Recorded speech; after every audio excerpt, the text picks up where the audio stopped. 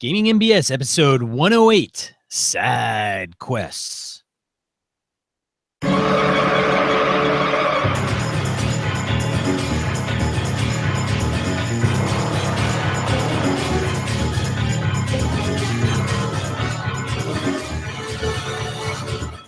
Welcome to Gaming NBS, tabletop RPG podcast. I am one of your hosts, Sean. And I'm Brett. Welcome to the show. Welcome back, folks. Good to have you all here once again. Yes. Well, Sean, we had a pretty damn good weekend, man. We had some kick-ass gaming yesterday, Saturday. We had Kevin Lovecraft in from the Twin Cities. We had Jim in person. We had Wayne Humfleet in person. And for the first time, our little gaming group was in person at the table. And Alex Kammer from Gamehole Con fame was kind enough to loan us the actual Gamehole above the bar and restaurant that he is a co-owner of. That was freaking awesome.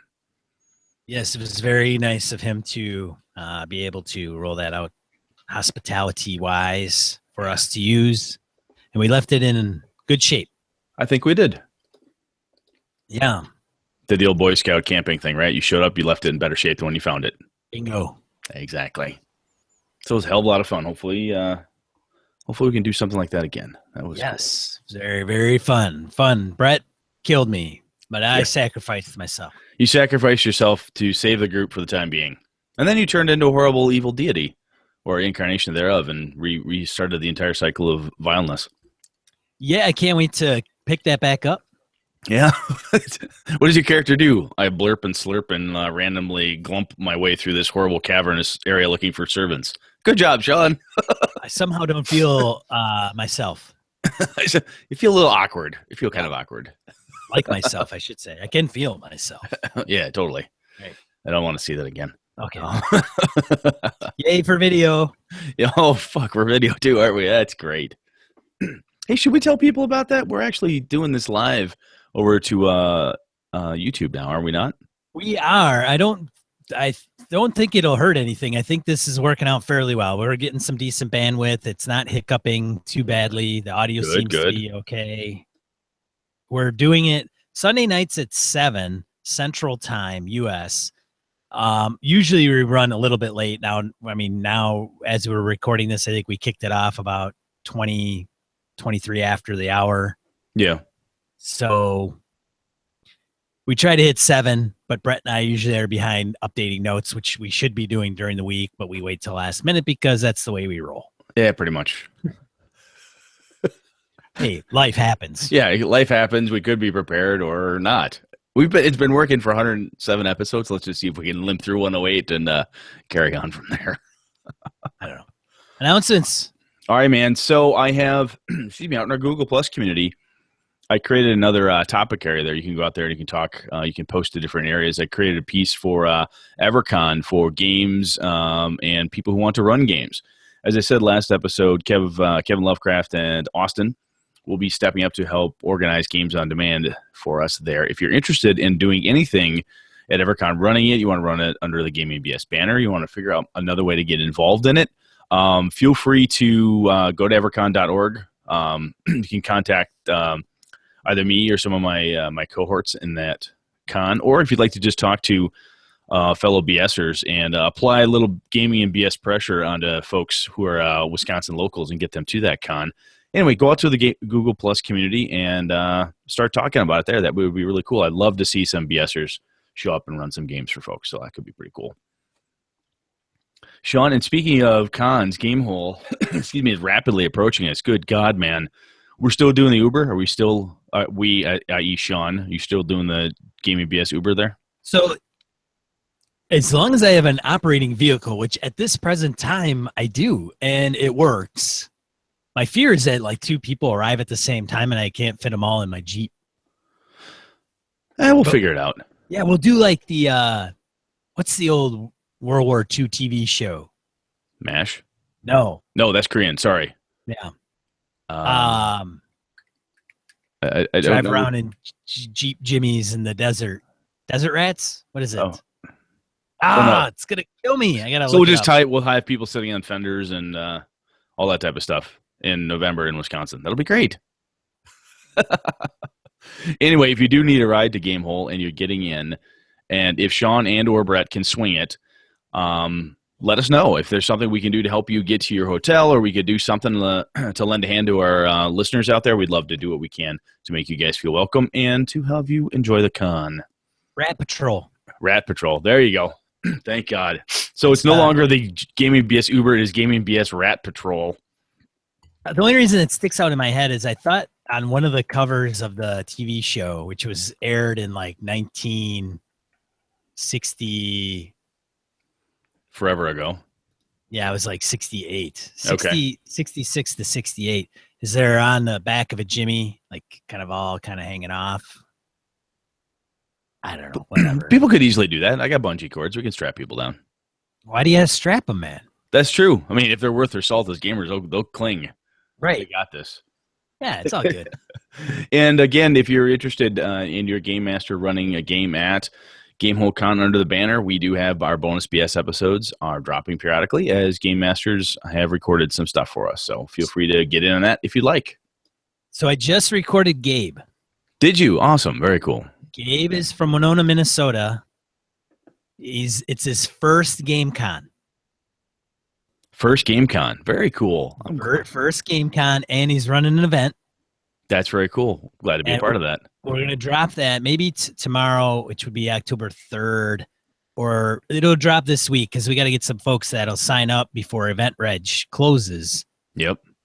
But yeah, man, I'm like, he got it going on, man. He's got things lined up. Nice. Yeah, he's probably better prepared than Sean and Brett are. And speaking of getting prepared, the Gamehole Con, the early pre-reg where you save $5, that wraps up next week, Thursday. That is October 13th, like noon, I think, or something like that. Go to GameholeCon.com.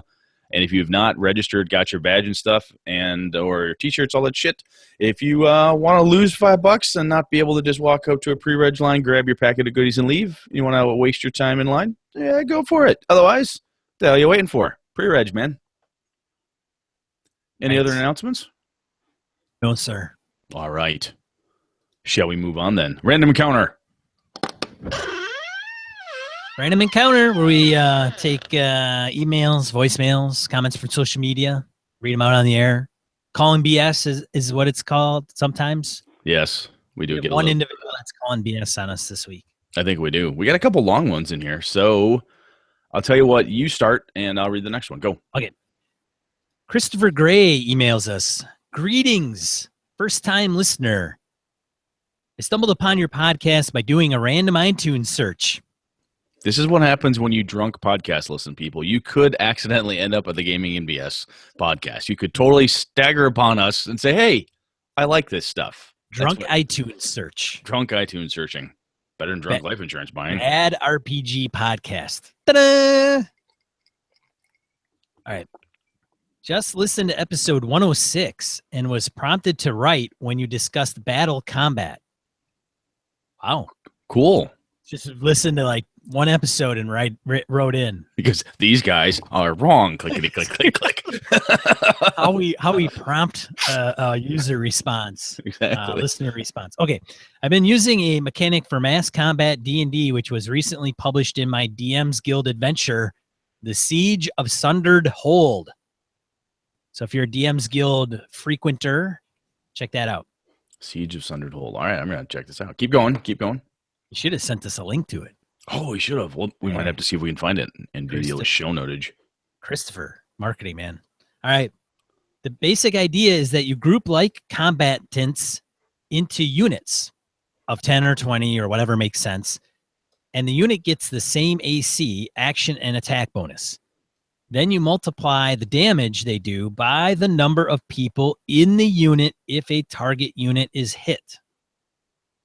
Then you split the damage among each person in the unit and take out those that die. The unit of 10 guys with 10 hit points takes 50 damage, then 5 of them die, and it is now a unit of 5. Okay. They all attack a big monster or dragon, then the dragon takes the full damage from the unit. Okay. All right. Following along so far? So far, so good. You You put the units in the battle in player control and then put them in the regular turn order. So when it's the player's turn, he or she goes and then his or her unit goes. So player characters can attack individuals in the unit and also attack with units. Makes it easy to zoom in and zoom out during combat.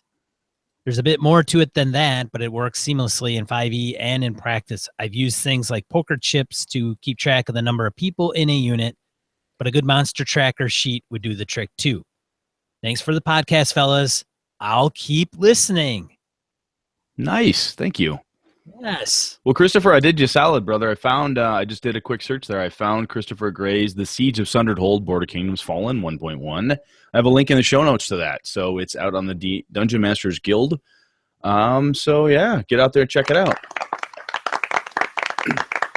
Sean and I have said this before, kind of tongue in cheek, but I mean, dead serious right now, is that if you have created Game Master product, I'm not even looking for a free product, right? I want to tell people that you've made a thing that you are proud of. I would love to tell people that stuff. Great. I would love free swag. Who doesn't? I'm not in it for that. That's not what Sean and I are looking for. I would love to take something like Christopher did here, or when Jason Blaylock did They Met in a Tavern.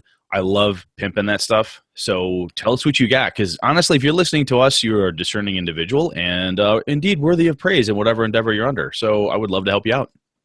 Yeah, absolutely, man. Absolutely. Brett summed it up in a nutshell, man. If you're creating something, let us know.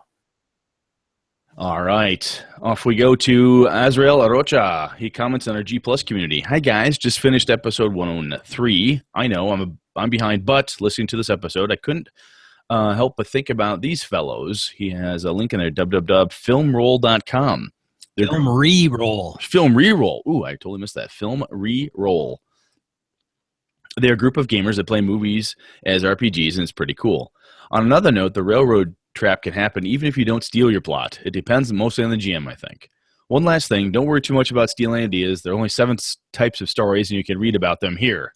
I have heard about this before. He's got a link in the show notes. Yeah. EchoStories.com, 7 types of stories. Cool.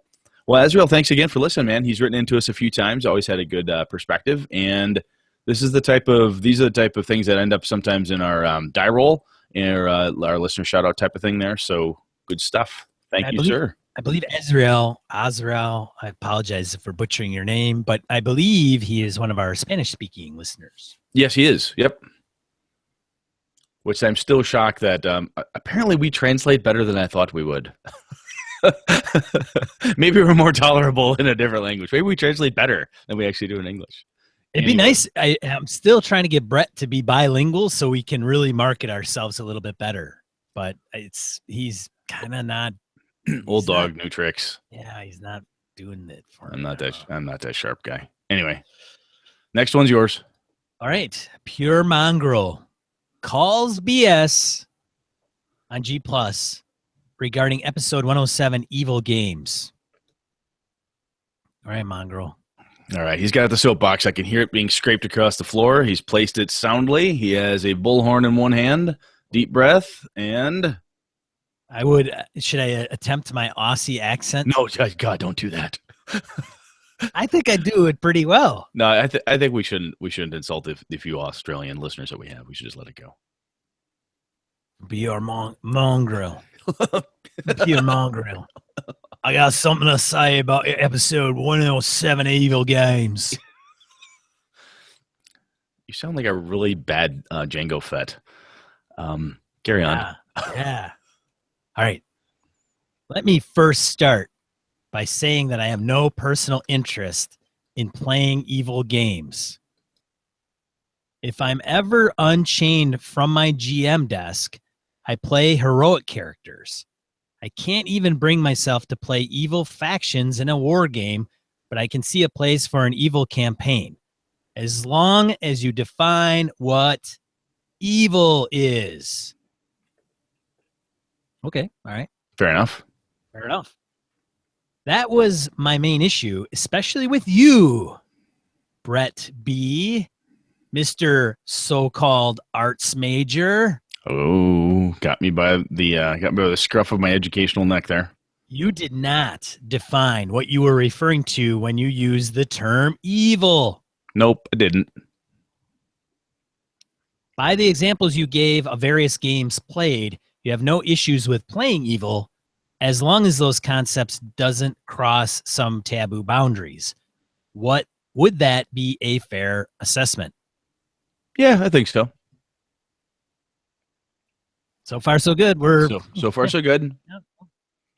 As gamers, very few of us have a problem with murder hoboing as an evil. Let's be frank here. Invading another being's place of residence, killing everyone in sight, and stealing everything that is not nailed down is hardly the province of good. But what if they're chaotic evil beings and you're lawful good? which is the traditional excuse. With that example alone, technically, we all play evil games. We justify it in our own heads as heroic deeds against monsters or bad guys. Mm-hmm. But the very essence of dungeon diving is an evil act of slaughter and theft. I'm totally with you, man. Players are all evil. Player characters. Players are probably evil too. Most I've been, yes, I believe mine are. Carry on. So I think the question should be, are you prepared to play a game where taboo lines are crossed? Okay, that could be a good one. Keep going. Okay, all right. Keep going. You pointed out the juvenile high school mentality style games that you and I, for that matter, would not want to play. Fart and boob jokes mixed in with taboos such as rape, torture, bestiality, etc. has no place in our hobby. Of that, I cannot agree with you more. But our hobby is not just about telling heroic or evil stories. It is about the exploration of concepts and the resulting cause and effect within the confines of a safe environment. You are correct. A group of chaotics would never work.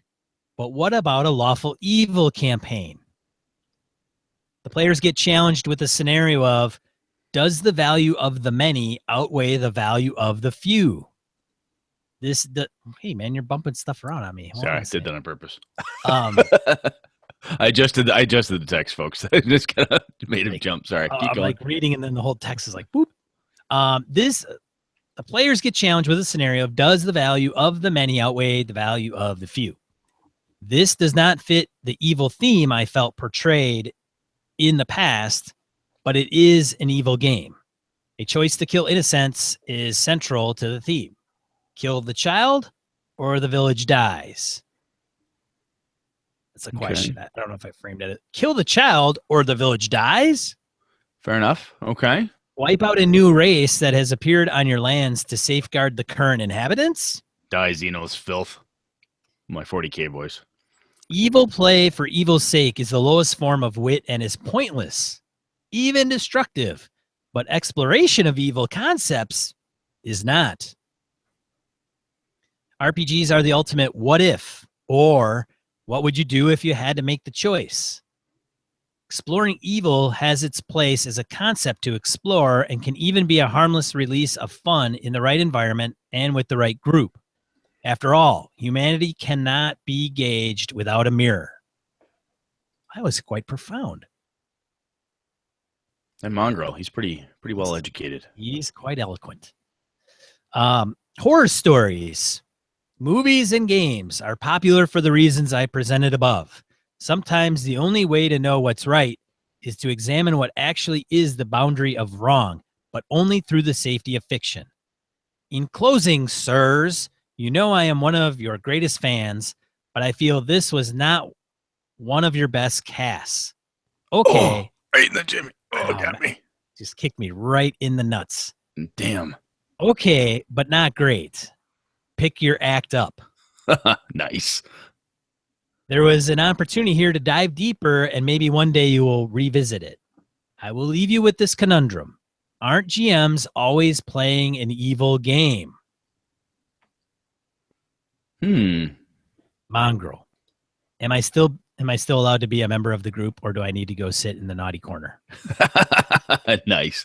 So actually, I think what Mongrel got to at the tail end there was, we talked about this, and I tried, I think, to push it a bit, but it's more about hard choices and that because he says, what would you do if you had to make the choice? It's the hard choices. It's the what if. What happens if it's kill the prophesied child to say, or let the prophesied child live, and therefore the village is destroyed. If you've ever read the actual book World War Z, or the audio drama of the book, not seen the movie, no intention, but there's points in that movie where the guys who have the plan for how they save different portions of South Africa, this individual who had it was basically use different villages and stuff as decoys for the zombies so that he could save larger portions of the populace. Oh my God. That what a conceptually horrible thing to have to do. I think it's the exploration of a hard choice is a lot more entertaining to me. Presenting hard choices, no matter what you are, be you a vampire, a ghost, a sorcerer, a wizard, a black ops guy fighting Dracula, it doesn't matter. The hard choice is much more interesting way to explore the concepts and figure out what the quote-unquote right thing or wrong thing is to do. Again, there's certain taboos you may want to avoid, as we talked about. But apart from that, I think what he's got there is what I was trying to drive at, and perhaps not quite as eloquently stated. So thank you, Mongrel. Good stuff, man. Mongrel, you can come out of the corner now. Now you may. But get good stuff, though. Absolutely good stuff. Right on the button. We missed it just a tad, of course. What shocker. Well, the main thing is that Sean and I we got about an hour to talk through something. Don't make excuses, Brett. No, and we give it our best go, and quite honestly, sometimes our best is not as good as what you all have, because some of you folks are a hell of a lot smarter than we are, and it's really cool. It's really cool to see smart stuff come back at us. And again, our listeners, I love you, men and women. You've all given us good stuff to think about, and I've changed up different things in my games based on what you folks have fed back to me. So thank you. Keep that feedback coming. All right, let's go into the topic. Do it.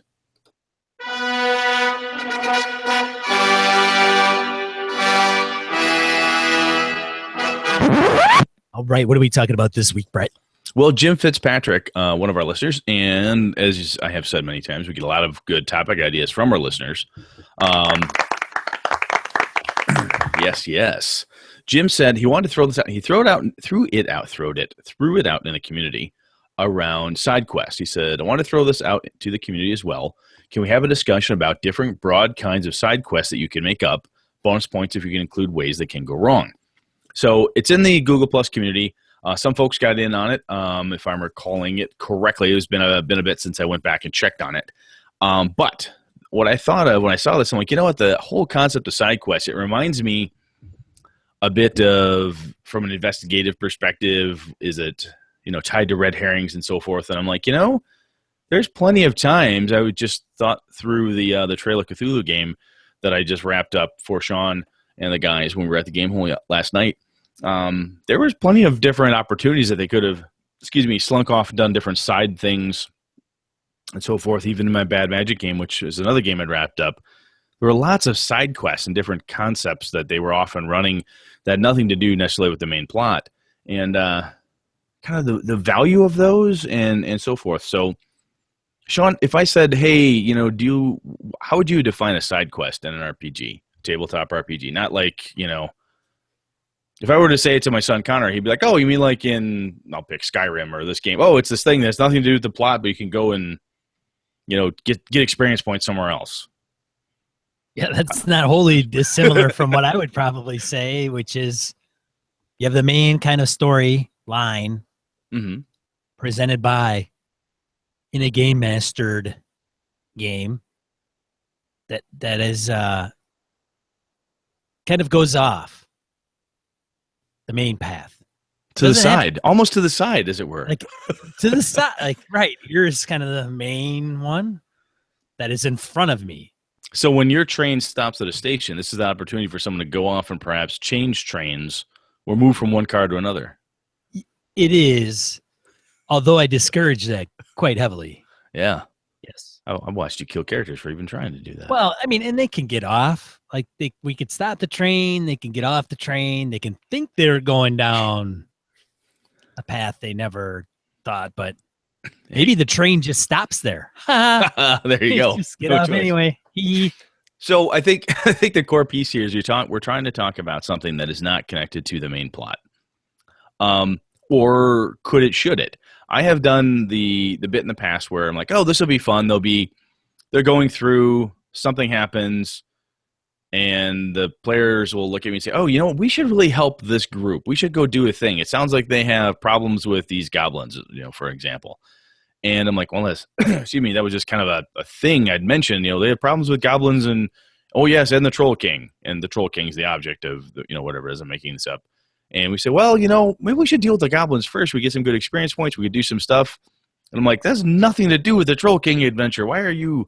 I threw that out, and then sometimes players will latch onto a thing, and they want to go for it. Or you may have different side quests built in, like, excuse me, like in a computer game or something in a written module adventure that may say, hey, here's a side piece you could do. You could check onto this. You could look into this other thing. I think there is power in sometimes connecting those stories together. Like, oh, you saved the goblins, and that benefited you back at the village. So when you went after the Troll King, you got something cool. Or that the goblins had a clue or some cool magic item that helped you fight the Troll King. That could be neat. But I think there is also power, or at least some coolness, in having it truly be a side quest where it is not connected at all, at least not by design, back to the main plot line. What do you think about that, Sean? Well, yeah, but I wonder... You could potentially, I mean, I will counteract that point, Brett. Hey, good luck trying. No, I'm kidding. Go for it. So, for example, say you're starting an adventure and you're going along, and then there is this side quest, whatever that is. It's not on the same timeline, path, whatever you want to call it, linear plot kind of focus. Fair enough. And you take them off, or maybe it's near the end of a chapter. Something comes along, takes the player characters off of that path. Okay. They go on and on and on and on. And then it comes back. Oh, I'll give you an example. So say the Edge of the Empire Star Wars game that I ran. We ran, I don't know how many sessions. And then I kind of ended it, right? Hey, it's the end. I want to wrap this up. We're going to play something else. So the end session went this way. Now, when we pick back up, do I pick it up where it left off, or do I take you off somewhere else that doesn't have to do with the prior storyline? I think that's different though, because that's a whole new game. That's just a starting point for the new game. I'm talking about like mid-campaign. If in the middle of the Star Wars game, we were the first thing we were trying to do is go find a spaceship, because we were kind of out there looking for different ways to make money, right, and avoid our creditors and other problems. If along the way we had an opportunity to, I don't know, help Han Solo do something, I don't know if I can know, just it had essentially nothing to do with anything. Sure. Where you could step aside and do that. That to me would be more of a side quest than what you're talking about. I think what you're talking about is more of a conceit for a storyline. Yeah, I would agree with you, and that was a poor example on my part. It was, and I would like you to try again. Say there was no break. Okay, say there's no break. Okay. Say there's no break. So, for example, you start out, you guys were supposed to get a jewel from an auction, right? Which we were, yes. And you tried that, and you failed, and then all of a sudden, the next chapter goes, and you run into a bunch of people, like the Hut, who's going to put your head on a chopping block. Mm-hmm. They take that, and you go off and do something else. Right. Okay. You got to get off the planet. You get off the planet, and then another thing comes along, and you're kind of away from that. Yeah. Jewel is gone. All the auction's gone. All that stuff. I left the Jewel of Yavin. I have escaped the Hut, but I'm now smuggling something else, and hopefully I've left all that behind me. Correct. I'm doing something else. Yes. You go and do that something else.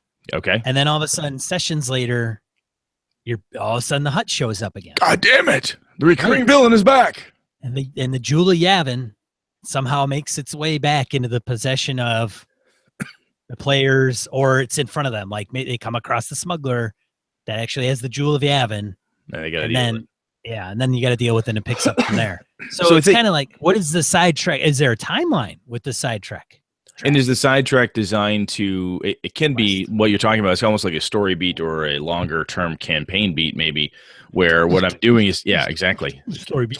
Total club music here. God, that's terrible. Anyway, the concept is that we're going along, dealing with the Julie Yavin and the Huts, and then we were able to escape and go do another thing, but eventually we can't leave our past behind us for too long. The shit catches up. So there is you still did something totally different, but it's kind of on your way back into the regular component, which is kind of like going to, take care of the goblins as opposed to going directly after the Troll King. That's fine. You did a thing, and then eventually you wind your way back to the main plot line. Same type of setup. I'll give you another example, Brett. Okay. I shouldn't say this on the air. Then don't. No. I have another example. So okay. I had talked about it prior in our home group, playing D&D, boss of mine, a Fandalver. Yeah. One of the guys joins us. I need him to get him into the group.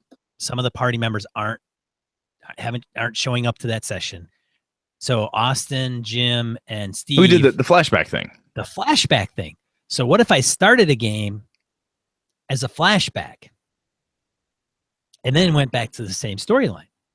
Okay, so different variations. Basically, what we've got here are different options with the side quest. How to use it, mash it, move it, different ways to go about it. Okay, sequential order, right? Not sequential order. Okay. So the other thing, though, is that if you run a perhaps true side quest is a strong phrase, but if you run a side quest and it has nothing to do with the main plot, and you have no intention of connecting anything back to it, right? Yeah. So I lose the Jewel of Yavin. The Huts are after me. I have escaped the planet. My cohorts and I go off on a different thing. We have a different raid at the end of it. That's done. We smuggled this other thing. We get paid. We're like, great, that's perfect. And then we go back to do the next thing, and then the Huts catch up to us. It really had nothing to do with what we just did. I may have gained some money or some experience along the way, but that individual that we did work for has no connection. There's nothing tying them back to the Huts. I guess what I'm saying is that sometimes when I have had side quests present themselves to players, they have kind of tried to sniff out a red herring where they look at that and go, wait a minute. If I go down this path and I run away from the Huts, there's no way it's not going to come back to bite me. I don't want to go do this other smuggling operation. I don't want to go deal with the goblins over there because the real quest is the Troll King. I'm not going to deal with anything along the way. I only want to cut right to the chase and not have any side quest action, because they fear a red herring of some sort, like they get sucked down a path. Excuse me, that may have nothing to do with anything. Because a lot of times, I believe, at least in my experiences, when the players go down different side paths in a storyline, I think there's a feeling that the side paths should lead me back or provide more information for the actual storyline. So if I go down there, I should get not just experience points, extra hit points, and more skills, but I should get a clue. I should get a magic item. I should get something that helps feed the main storyline, even if it's a side quest. And not, do you feel that, or is that just me? You're staring at me blankly. Nice. Thanks. He fixed the soundboard, so that's good. I did. It works. Mm. Yay. Side quest. I keep saying trek. That's okay.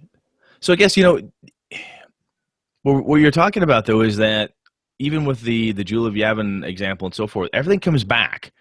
And I get it that eventually you get kind of thrust back into potential where the main storyline comes up and it reabsorbs your players back into it. Your characters come back in. But I think there's something to be said for having a side event that has nothing to do with the main plot lines. Basically, it's multiple. You could have multiple plot lines going at once, right?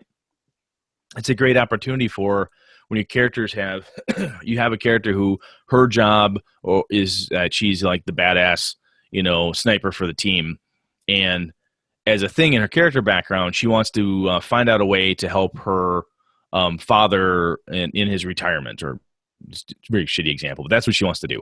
So in the process, she finds a way hey, I can take this money.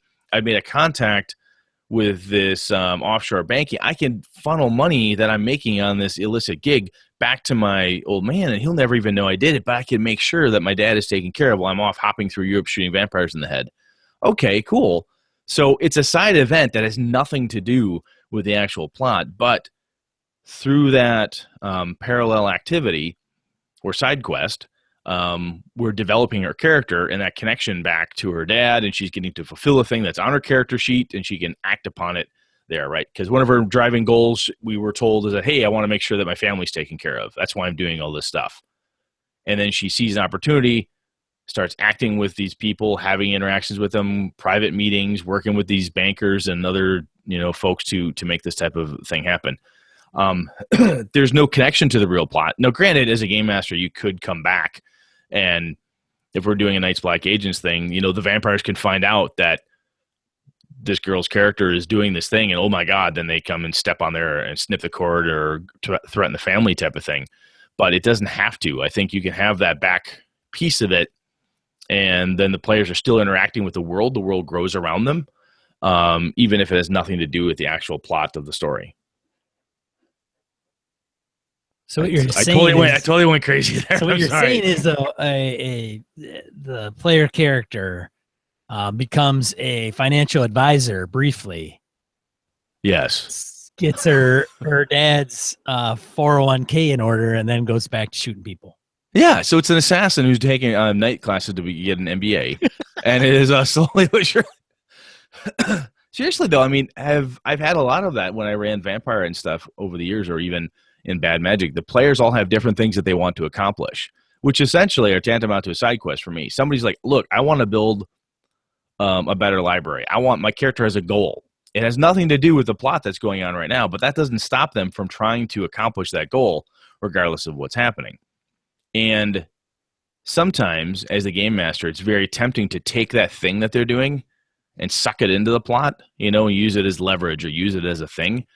But it's kind of like look what we just talked about. If you do something too often, it becomes bad, right? If you're always blowing up somebody, when I talk about safe houses, right? If every time Sean and Angela and the rest of the team go back to safe house, Brett blows it up. God damn it, it gets boring.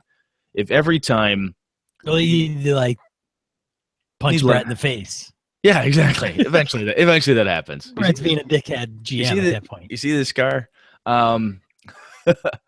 But I think that way when, Angela and Emily and Sean and Phil and you guys are playing, and Phil says, hey, I've got this opportunity that I'm going to work on the side to funnel this money, help my dad, blah, blah, blah. I think it's worth letting them have that without having to feel obligated as the game master to jump in and say, oh, I can use that. Sometimes letting them have that side quest, let them have that thing, builds their character, builds up their background, and also by dint of doing that, it then expands the world. I think it makes the world a real place as well by letting those things happen and not necessarily having to tie it in. Just like this podcast has nothing to do with my day job. The fact that I am up to my ass in meetings tomorrow has what happens tonight has no impact on my meetings tomorrow. This is a side quest. It's totally, this entire podcast is a side quest in my life. Or is work the side quest? I would probably say work is my side quest because, I don't live to work. I work to live, right? But anyhow, does that make sense? Where sometimes when they want a side quest, you got to let them?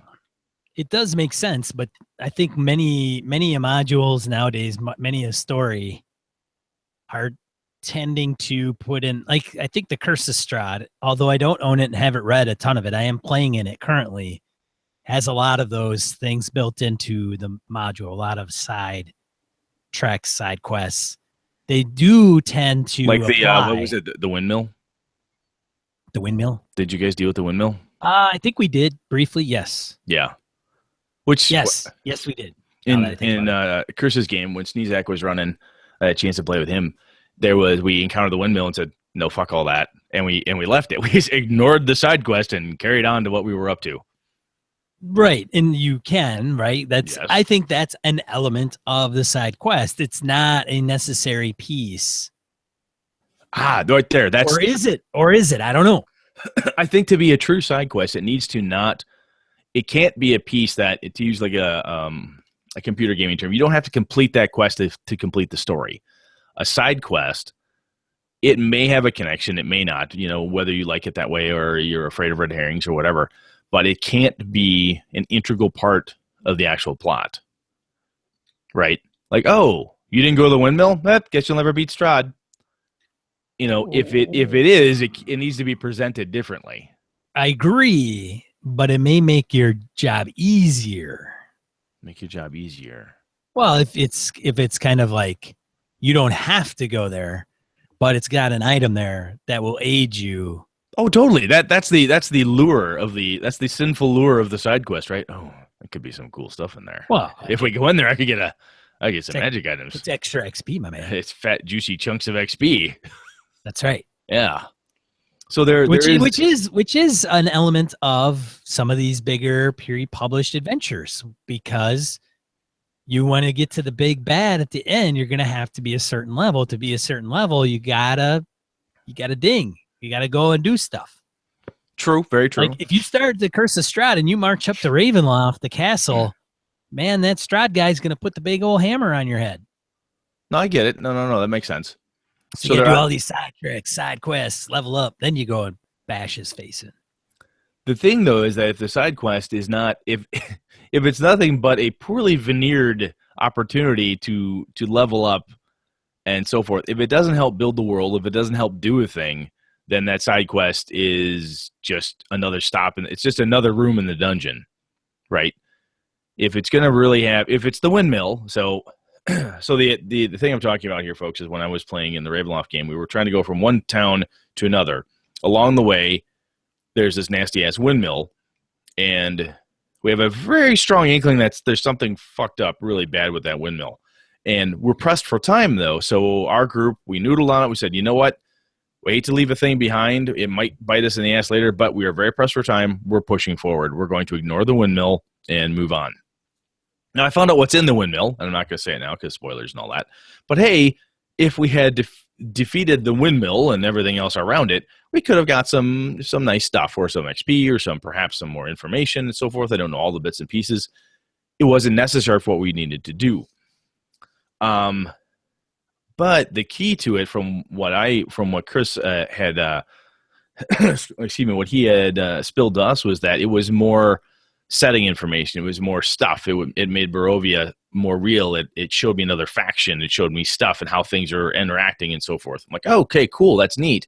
If I went in there, it wasn't just to get 500 more experience points, getting me closer to the next level. It wasn't just to get this +3 sword that only works against vampires or whatever is in that. I don't even know if that's in there. But you don't know. No, and and I think the decision to take it or not can lead to some cool interactions with players, right? Because there's two paths. There's the one that seems to feel, or multiple, but fuck, you could have 10, 20 different paths. Multiple side quests popping up constantly, which could also be a bit of a challenge or perhaps a negative thing. Too many side quests all at once, too many directions, analysis paralysis sets in, the group locks up like a deer in the headlights. It just, all four tires stop, and they just kind of stare. They just don't know what to do. But even if you have two options like that, and they both look pretty good, or we could get a thing, we could get rewarded in some way, that's cool. But I think as the game master, we need to acknowledge that the side quests are not required. And if the end thing, in D&D terms, you have a big boss fight at the end, big goddamn dragon, vampire, Draco Lich, Beholder, whatever. If the only way you could ever see the group being able to confidently encounter and deal with the thing is if they do all of the side quests along the way, those aren't side quests anymore. Those are required components, because there's no way they're going to be tough enough to take care of it. A side quest may give you an edge or type of thing, but I think it has to, I think it needs to be definitely a piece that if you took that Lego piece off and put it somewhere else, you wouldn't even know. It's fine. So what happens when you do a hex crawl and the overall story is building a kingdom, and all you're doing is side quests that ultimately get you to the end?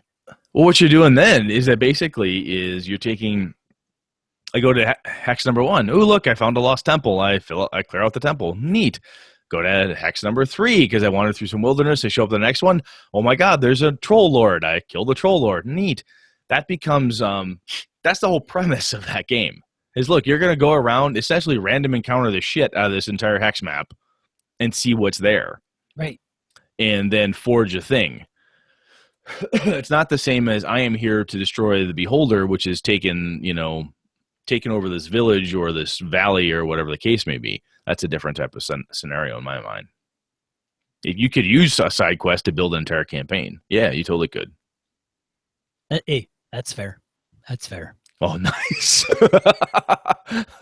The that's fair is a joke from the weekend. Nice. I think, though, that the danger, though, of side quests, at least to my opinion, is that so the players decide they're going to go off into the windmill. They go to the windmill. 3 of them die. You're like, fuck. I got 3 dead players out of 5. Holy shit, I almost had a TPK. 3 dead player characters, Brett. There's a difference. There's a difference. All right. Players are not their characters. Okay, moving on. So 3 dead characters out of 5. I'm like, holy shit, I almost had a TPK, and it's a side quest. Now, again, depending on how you're playing, if it's, hey, look, you're playing DCC, the dice roll where they lay, and good luck to you, fucker, because, the rocks fell and half your guys are dead. And if that's what happens, then if you're ready to deal with that, otherwise the side quest, the lethality of it can crush the game if you're not careful. Have you ever had that, Sean, where you've had someone go off on a side quest, or have you gone off on a side quest and went, holy shit, that side quest damn near destroyed us? No, not recently. Not recently? I mean, I think it took down one person, but it hasn't been. I mean, well, that's kind of the risky thing about it. I think if you make a side quest just kind of this ambiguous, fluffy part of, well, go to the library and hang out and interact with the librarian, and you don't put some risk into something. Even if the risk isn't death, it's a time delay or something. Yeah, but I don't think it has to just be that. I think you can put the hurt on the player characters if it's a side quest. Fair enough. I mean, if you're playing a game in a world of perilous adventure, hey, guess what? Adventure's fucking perilous, and you could die. Yeah. Well, the Lost Mine of Phandelver is full of them. Like, you're in Phandelver or Phandalin, and you come across an NPC that says, ooh, I lost this, or I need that, or if you go, I will help you if you go and do this for me. Mm-hmm. Well, those things that you go and do could certainly unravel if you don't handle it correctly. Because they could kill you. And even in the Night's Black Agents thing, right? So Angela's character decides that she's going to be funneling money, back to her dad to help his 401k, because she now has her her NBA character now has an MBA. She has her 107 or whatever. Exactly. FINRA certification. Exactly. So now she's a financial advisor on the side. That could be dangerous, right? Because now there's a paper trail. Now there's a connection through financial records of where you are and what's happening. Series 7. There you go. So there's always the chance of, I don't know either. So there's always the chance that somebody that Dracula could find you. There's vampire spies. They find, oh my God, everywhere there's been action, I note this type of banking transaction happens. Oh my God, there's Angela's character doing this thing. Oh, there's Phil. Oh, there's Sean. They're all working these little side quest things that they're doing in the background, and I can track that as they hop through Europe. So again, there may be risk involved. I guess what I'm saying is when they go wrong, and maybe it's not wrong per se, but there is we as game masters and players need to acknowledge that if you're going in there, and if maybe the statement should be that if there's no real risk involved, it's not really a quest, right? If it's a side activity where it's just something you're doing, like saving up enough money so you can buy a bar, it could go bad. You might lose your money or your investment might go wrong or something. But an actual side quest, maybe should is too strong a word, but there can be risk, like personal risk, to the quest itself, to the actual main storyline. You could get killed. You could lose everything. You could get hunted. You could give up your information. You could actually get another fellow character killed. Okay. Yes. Have you ever had the side where the side quest has been more interesting than the actual plot? Have you ever had that happen to you? Oh, I'm sure I have. Yeah. Edge of the Empire, man. Really? No. So this happened to me. This happened to me in a Dark Ages vampire game I ran. It's just it hit me while I was working on show notes for this. The guys are going in. I had this thing. I'm like, oh, this is gonna be cool. They're finding all these clues and so on. And they all bit on this other thing. It was this little side story. Everybody went and said, that is cool. I went, fuck, okay, so shift. I just pivoted the entire campaign to head in that direction because it was something that they thought was cool. That's why planning sucks, Brett. The players are going to dick it all up anyway. Absolutely. So I think what I'm getting at is that with your side quests is that if it's really sexy cool, you may have a group of players, you know, where Chris and Phil and everybody else looks at me and goes, hey, you know what? That thing that Sean just threw at us, that's fucking cool. Let's go try that. And next thing you know, everyone's after the rumored dragon in the woods. It has nothing to do with the haunted, monastery. Everyone's after the dragon in the woods. Guess what? It's a dragon hunting campaign now, people. That's where you're at. And I think as a game master's perspective is that when you see that happen, I embrace it. That's my perspective is I don't try, even if they go all the way, I'm like, fine, you're in. And they go in there and maybe they destroy the dragon. They do something. They take over and go, wow, oh, that was cool. And then the haunted monastery, things go bad, right? You've ignored the haunted monastery. They're in the real world. Therefore, the spectral monks are now coming down and slaughtering villagers. Holy shit, we should have been there or whatever it is.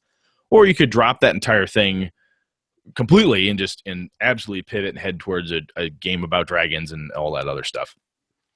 But I think the other cool thing about side quests is that it does give you the opportunity to find out what the players want to do. It's one of the ways that when I run a sandbox here, what may be defined as a sandbox game, as you said, with a hex crawl, if in the middle of the hex crawl, we find a temple. It's a temple to a lost, forgotten god. Oh my gosh, this is really cool. We've dug into it. We found these cool artifacts. I wonder if there's more. You go to the next hex. You're like, hey, does this snake god have anything to do with these people? And the game master says, no, it doesn't. Oh, that's strange. Why would there be a snake god temple here, but nothing over here? What gods did they worship? And if you're a game master, you should be going, they care about the old gods on gods, wars that happened, the religious wars from whenever this ancient thing happened. Should that come back up? This is what they're interested in. They don't really give a shit about clearing out the humanoids. They're more interested in, that's an afterthought. They really care more about what the underlying piece is. They care about this ancient religious war. So I think the side quests from a sandbox perspective, that's just meat and potatoes. You throw that stuff out there. It's the plastic dinosaurs in the sandbox. You pick it up and you're going to run with it based on whichever one they like. That's fair. That's fair. Nice. So do you actually disagree with me or am I going crazy or what? It's all good, man. It's all good. It's all good, man. Shitting diamonds over there. I totally shitting diamonds or spitting diamonds. One of the two. One end or the other. Spitting and shitting. Let me see. I was going to have something else. So do you have... It feels to me that there could be too many, like I said at one point, when you have, or at least presented at once, too many options. Not even like in a dungeon where you come to a 6-way intersection or some crazy, we could go up, we could go down, we could go back, we could do this, we could do that. But from a decision-making perspective, I think side quests can be, the whole adventure can, the entire Sean train could grind to a halt as they try to figure out which car they want to be in. Well, that's up to me. That's up to you? Because the side quest presents itself doesn't mean it goes anywhere. Okay. So if they have 5 side quests that they've encountered or figured out as they wandered through Phandalin and said, oh my God, I could go help the blacksmith, this person, this person, this person. They go, all right, fine, I'm going to go help the blacksmith. Then you could decide that it's really boring and very easy and there's nothing there. Yeah, maybe the blacksmith sends them off to find something. Because the blacksmith was hired, or so they go off and do something, and it's not, doesn't go anywhere. They don't find what they're looking for. They were led on a wild goose chase. Yep. And I don't know, what do they do after that? I actually think that's kind of interesting. I have done that before. The blacksmith and shake them down. And, hey, sending us over for the hell, man! I just spent 5 days in the woods sleeping in a tick-infested bog, looking for your lost. Favorite dog. Oh, I'm sorry. He came back 2 days ago. Sorry you left. He didn't know how to get a message to you. Yeah. Meanwhile, your NPCs that bribed the blacksmith to get you guys out of town did exactly what they needed to. You were out of town for 2 days. and they did whatever they needed to while you were out of town. So I think apart from apart from the world building itself, as you go to a quest, you're working with a blacksmith, you made a contact because you found his dog or his lost daughter, or you didn't, and the NPCs are doing a thing. What you just said there reminded me of this component is that Phil and Chris have talked about it, and we've talked about it before too, where the bad guys have a plot. There's a plan. There's a clock sometimes, like, hey, the clock advances. Every X is going to happen in 5 days. The bad guy has a thing they're doing in 5 days. Even if you don't know there's a clock, as I said in the Ravenloft game I was involved in, we felt a time pressure. I don't know if there really was time pressure. Chris never said, hey, he didn't throw a clock on the screen going, hey guys, look, the clock is advanced. You have no clue. It's a secret thing. We felt time pressure. Excuse me. So that's why we skipped the windmill. Say we didn't fucking care. We said, sure, we got all day. Let's go check the windmill. Oh, down here's a gully. Let's go see what's down there. Oh, it looks like ghosts. Let's go look at this. And while you're doing that, the other fun thing to do is the game master's like, oh, really? Click, click, click, click, click. Y'all fucked off for like 2 months, and hey, guess what happened? The Dragon King has arisen, or the Troll Lord has gathered his army, and now he's rolling through the countryside, or whatever other horrible thing you want to do. Because generally speaking, the NPCs and the world itself should not just be a static thing waiting for you to show up. And as the computer games my little kids like to play, they walk up to a guy who just stands there all day long dispersing the same quest over and over and over again. That shouldn't be your tabletop role-playing game. If you show up late and the town is decimated by the undead horde because you didn't bother to get off your ass and get there quick enough, or you got distracted by looking for the lost cows, your own goddamn fault. And that, my friends, is what fronts are about in Dungeon World. Absolutely. Thank you. That's a good way to pull that back there, too. Yeah. So I think that's cool. I like that piece. Okay. So, I think that's all I have to say about that. Excellent. I think we wrapped it up. Yeah. I think we did. I love side quests. I think they're fun. I think there's dangers in them, and perhaps, as we've talked about, I think there should be now. I was kind of worried about it, like, oh, make sure you don't kill your PCs type of thing. But, it's a world of perilous adventure sometimes. That's just a thing. Or maybe the bad guys find out about you. So there's risks involved in side quests, and even if they don't have to be connected to the overall plot, the clock, the thing that's happening, the plot itself should continue to advance, regardless of whether or not the player characters are really paying attention. And then on the flip side, is if they like your side plot, your side quest better than the actual event, pivot, and they're somewhere else. Go get it. Cool. I like it. I'm sure other people have done better things. I'm sure the mongrel will find out that I said something wrong again. That bastard. No, I'm kidding. Thoughts, questions, comments, flames, all that other stuff, hit us up.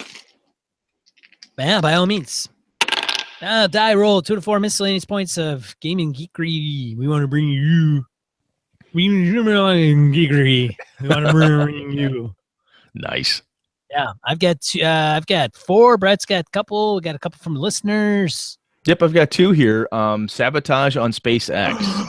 What? Link in the show notes. I've seen a couple different conspiracy theory threads out there and so forth. I have not tracked this close enough. However, I would also like to point out the Royal Blood episodes from She's a Super Geek that I was fortunate enough to participate in. Elon Musk was our main bad guy, and we used the explosion. We used this as like a thing that we had caused. So yeah, I know why it happened, because that's what Phil, Chris, Emily, and I did. But Elon has said that he's going to build a secret base on Mars if he hasn't already. I don't know why he wouldn't. He is a Bond villain. We've talked about it. He's a fucking Bond villain waiting to happen. That's what he is. $200,000 trips to Mars. I think they're shooting for like 2027 or something. Hey, why not? Yeah, get your tickets now. I mean, if we book now, do we get is it early, significantly discounted, or? Yeah, and what if we go together? What if we is there group rates? I don't know.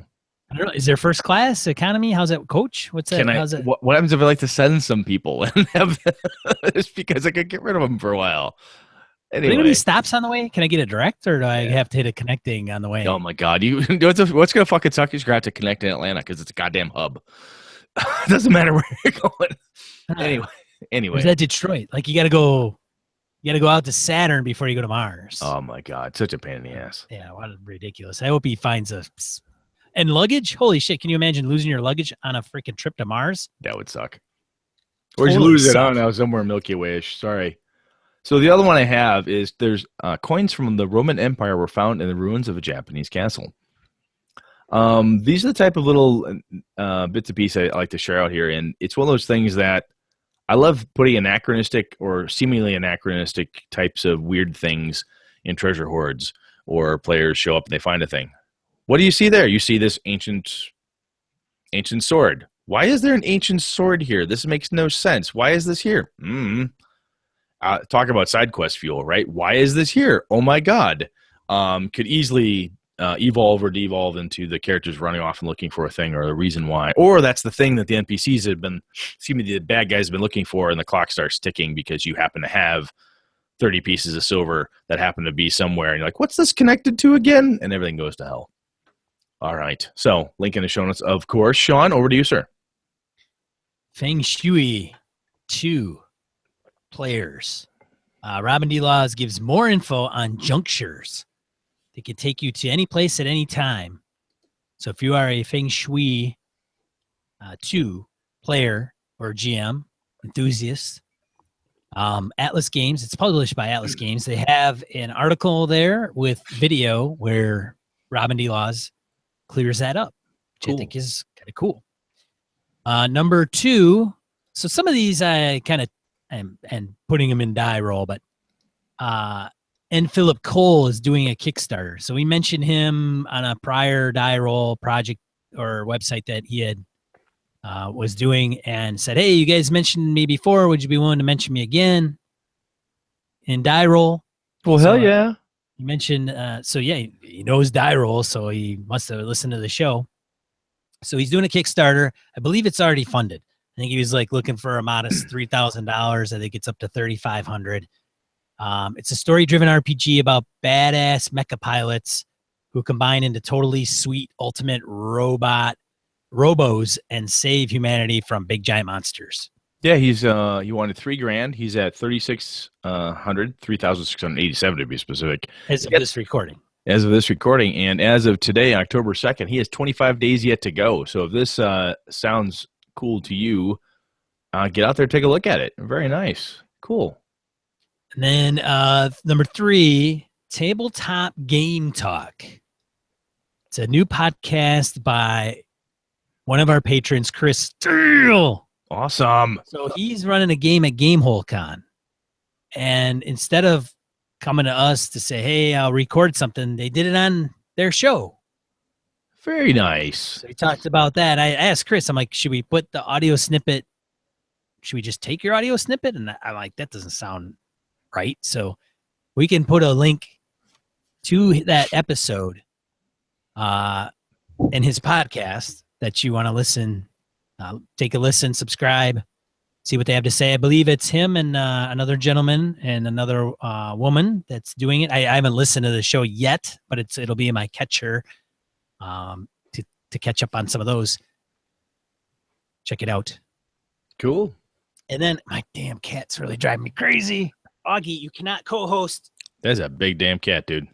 And he's not even our biggest one. That's Augie. Sorry. If you see this on YouTube, you can see the cat jumping into frame Repeatedly this episode. It's driving me crazy.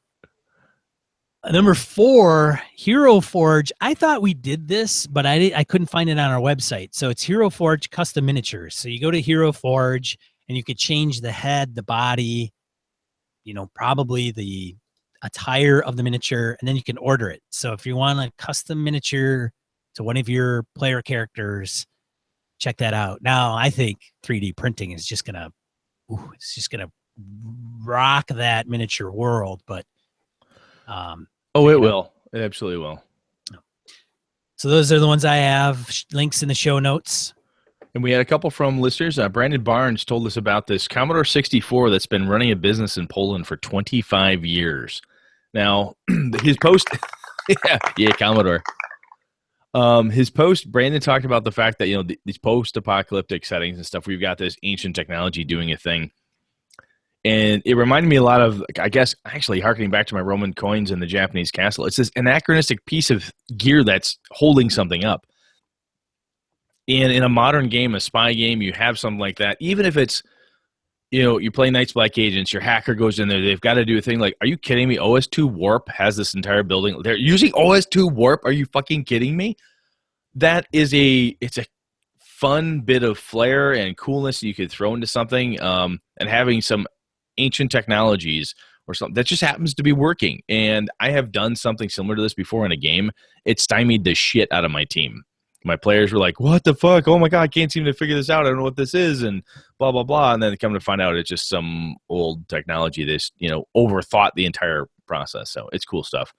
And brought to you again by the Pure Mongrel. We had a little, apart from him telling me how incredibly wrong I am, he was kind enough to point us to a link around some unpainted minis for D&D and Pathfinder that WizKids are looking to put out. So that's kind of cool. I know that a lot of, my friends who are huge mini painters, they love doing that. And I like actually buying pre-painted minis sometimes, especially bad guys, just getting a big fistful of them whenever I can. But that's kind of cool. That's a neat thing. Yeah, WizKids had done the Pathfinder miniature lineup. Correct. Painted. So pretty cool. It was cool. Yeah. It was very cool. Right. Thanks for the extra die rolls. Thanks for being a part of the community, everybody. Thanks for listening. Yes.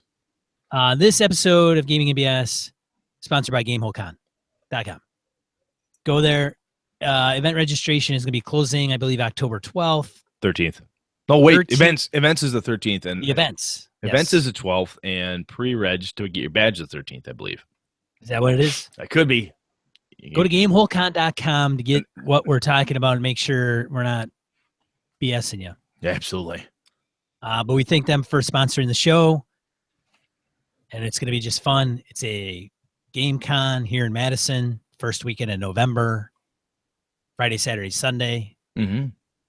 Going to be a blast. It's got True Dungeon. True Dungeon's going to be there, and they got an extra dungeon or an add-on that they haven't had before, and it's premiering at GameholeCon. And True Dungeon has not been anywhere other than Gen Con.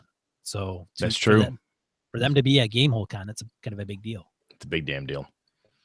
Anyways, what are we talking about next week, Brett? Next week, I'm going to take on episode 109 here. We're going to take Sergeant Pepperfoot's topic. He asked us about D&D classes and kind of class-specific groups and organizations. I kind of want to talk. This will lead me to a bit of an Avalon rant insofar as we're going to talk about kind of how guilds and different things and how you can use them and all that stuff in your game. So that's what I'm thinking about talking about. This episode was brought to you, we had Pemberfoot's coming up next. We got his. Jim Fitzpatrick's talked about this one. We get great feedback from other listeners and topics. If you guys have something that you'd like to hear about, even if you like, hey, look, here's a position I have. Could you, or you have a question and we could take a shot at it. And a lot of times, even if we're dead wrong, somebody else is going to listen to us and say, hey, I got a better idea, or hey, here's some more information. And again, to stroke the listener ego, you guys are awesome. You men and women have always given us some great feedback and some really good insights. So keep it coming. I'd love to hear from you.